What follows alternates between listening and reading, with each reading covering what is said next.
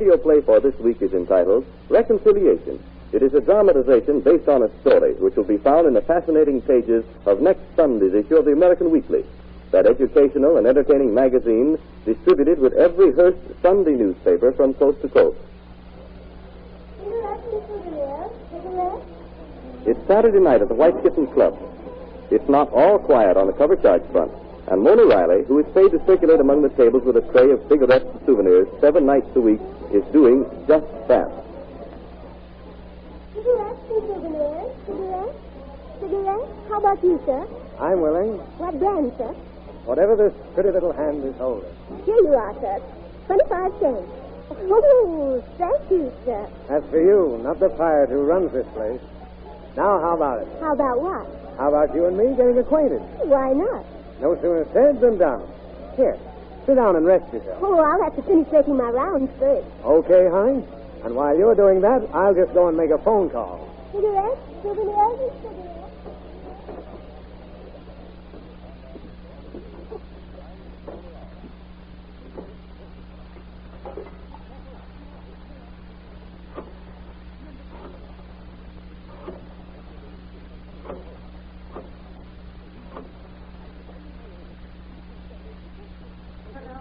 Hello, dear. Oh, hi. Sure. Who else were you expecting? Caught you that time, wifey dear. Where are you? I'm at the office. Well, why didn't you come home sooner? Man from Los Angeles got in today, and we've been tied up all afternoon. You know how it is, dear. I didn't get a chance to call. Sorry, dear. Are you coming right along now? Well, I thought I'd be able to, dear, but I've got an estimate to get out for the first thing in the morning. So don't wait up for me. Well, I'll call you back in an hour and see how near through you are, dear. Oh, no, don't do that. Don't bother. You see, the switchboard's cut off for the night, and I'll have to come all the way out of my office. You go on to bed. I'll be home as soon as I can. All right, Clyde. Good night. Good night, dear. Pleasant dreams.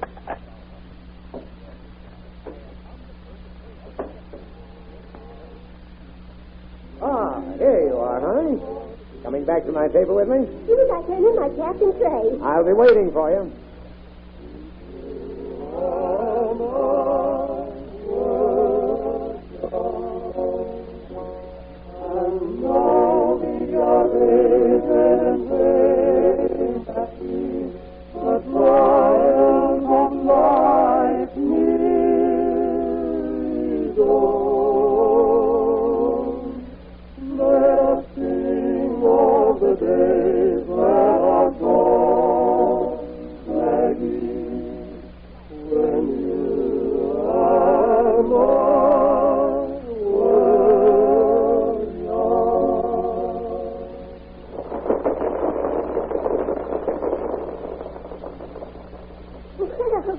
Thank goodness that's over for a while.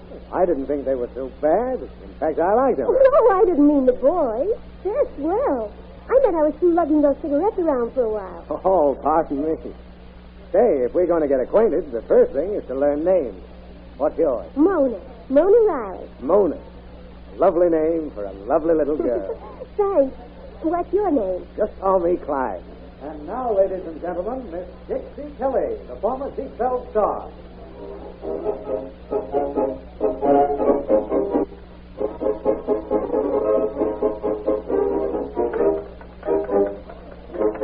Isn't she swell? Oh, gee, I wish I could do something like that. Why can't you? Say, where do I make enough money for lessons? Are you really interested in learning to dance like that? Oh, I'd love to do a specialty like she does. Well, I know a man by the name of Clyde who might be able to dig up the price of lessons for a certain ambitious little girl. Oh. Suppose you let me take you home tonight, Mona, and we talk it over, eh? Oh, gee, that's awfully nice of you, but I've already got a date. Oh, break it. Oh, I couldn't do that. My boyfriend would kill me. Listen, honey. That boyfriend of yours wouldn't hesitate about breaking a date with you if something else turned up. I know these boyfriends. Why, there's Barry. Just come in. He's the boyfriend. I've got to rush out and see him for a second. Excuse me. Don't be too long, sweetheart. Barry, what are you doing here? Hello, darling. You said you'd be here when we closed. Oh, I know I did, but you see, plans have sort of changed. One of the rewrite men is sick, and the boss asked me to take over for him tonight. I'm on my way now. So you won't be able to keep our date again. I'm afraid that's the story, darling. I'm awful sorry, but My editor was pretty insistent that I covered... suppose you couldn't have told him that you had a date with me for tonight. Oh, now listen, Mona, don't take it like that. Gosh, you know I'm working to get a byline out of him. I'll never get it if I don't do him any favors. Well, do me a favor. Just don't bother seeing me anymore. Oh, Mona. I can find somebody else who will give me a little consideration. Oh, Mona, you don't mean that. I certainly do. This is the last time you're going to stand me up, Barry Wilson. Oh, Mona. Hey, wait a second, Mona. Clyde. Well, it's about time. I thought you'd slipped out the back door. You still want to take me home? Oh, do I?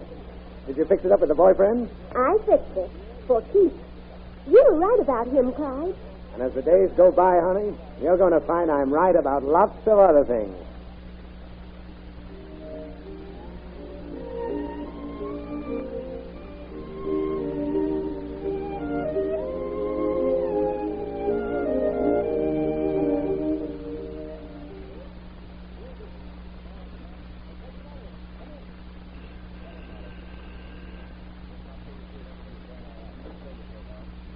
Oh, it's you. Sure, it's me. Well, aren't you going to ask me in?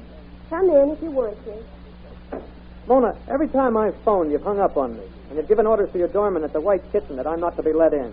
Oh, why, Mona? I Why? should think even you would get it. I don't want to see you anymore. But, darling, Don't darn me, Barry Wilson. It's Miss Riley to you from now on. what's caused you to change towards me, Mona?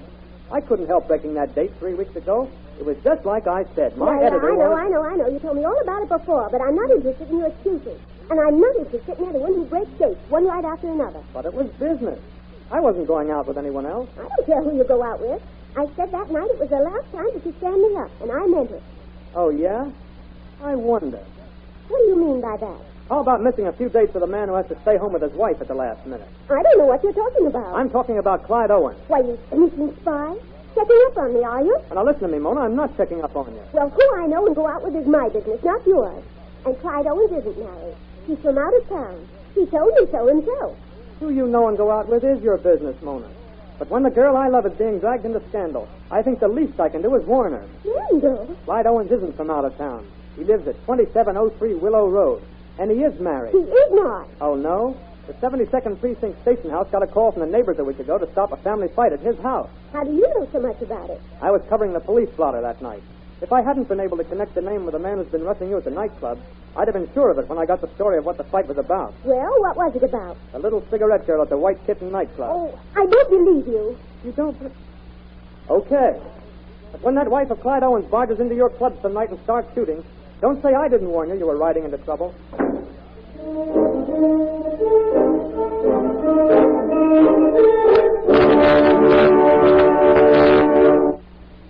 Listen, Arlita, you can't walk out on me like this.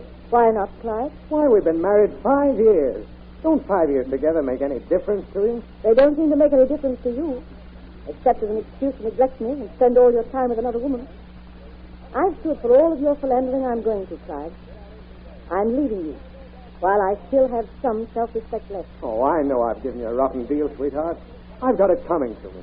But give me another chance, will you? I promise I won't have anything to do with Mona anymore. Why, if she was to even ask me to buy a package of cigarettes, I wouldn't pay any attention to her. I wish I could believe that. Oh, you can, honey, honest. Why, if you were to walk out of here, my whole life would be empty. I'd be lost without you. Just give me one more chance, Arlita. I'll be good to you from now on. You promise me this girl means absolutely nothing to you? I promise faithfully, sweetheart. She's out of your life forever? On my word of honor. All right, then, Clyde. I'll stay. Oh, darling. I knew you wouldn't. You couldn't walk out on me. I'm going to give you one more chance, and this is final. I know it is. Come on, honey. Unpack your bag. Here, I'll help you. All right? Oh, your negligee I bought you last Christmas. Mm-hmm. Gosh, I can remember what a hectic time I had getting your favorite color. Yes. Hey, what's this in here for? Oh, why, it's my gun, isn't it? Yeah, the one I gave you myself and taught you to shoot. But you've never used it since you became an expert. What chance have I had? We've never gone anywhere to use it. No. We haven't been away for a heck of a time, have we? No. But I'm going to make it up to you for that. We'll go away for this weekend. And to start off the reconciliation celebration, right, I'm going to take you out and we'll make a night of it. Dinners, theaters, suppers, dancing. Ha! Whoopee! Oh, this is all right. Having a good time, honey? Yes. Yes, very.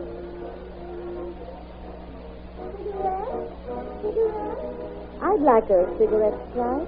Here, have one of mine. Cigarette? Buy me some. All right. Honey, give me a package of cigarettes. Arlita, what's this? Mona, come here, sweetheart, and give me a package. You! Oh, how could you? How could you after what you promised? Oh, Clyde. Don't pay any attention to this, Mona. She's a little upset. The wife don't know what she's doing. Right. Then you are married. Sure, but not for long, believe me. I'll get a divorce for this. Look, I'll take you home tonight as usual. What do you say, huh? Just this. You lying thief. I don't go out with married men when I know it. So you go home to your wife.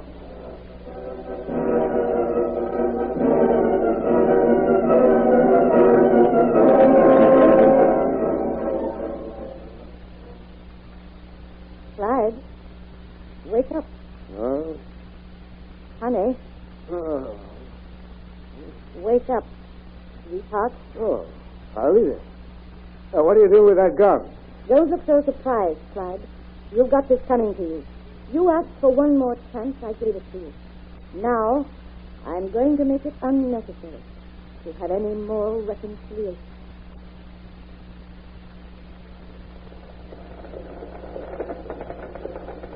Is Barry Wilson here? Over there in that corner, miss, rewriting city news. Thanks.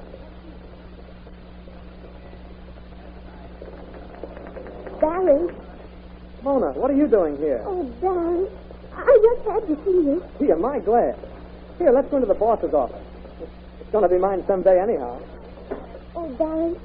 She was there tonight. Who? Mrs. Owens. And was I scared? She didn't do any shooting, but she flat cried. Yes, and so did I. You did? Oh, honest, I didn't know he was married, Barry. I should have believed you, but I... Oh, can you ever forgive me? Oh, forget it, Mona. I have. Believe me, I've learned my lesson. And so has Clyde Owens. We just got a flash his wife shot him dead. Oh, Barry, what a fool I've been.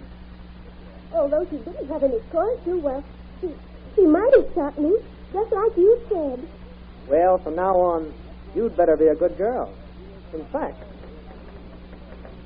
this is just to make sure that you will be. What does that say? It's an item for the society editor.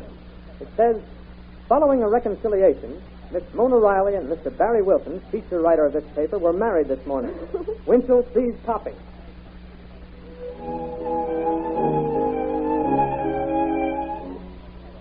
The story which suggested today's radio drama is one of the many fascinating stories which will appear in next Sunday's issue of the American Weekly, the magazine distributed with all Hearst Sunday newspapers from coast to coast. This is Wentworth announcing and turning the microphone over to your own announcer, who will tell you more about next Sunday's American Weekly.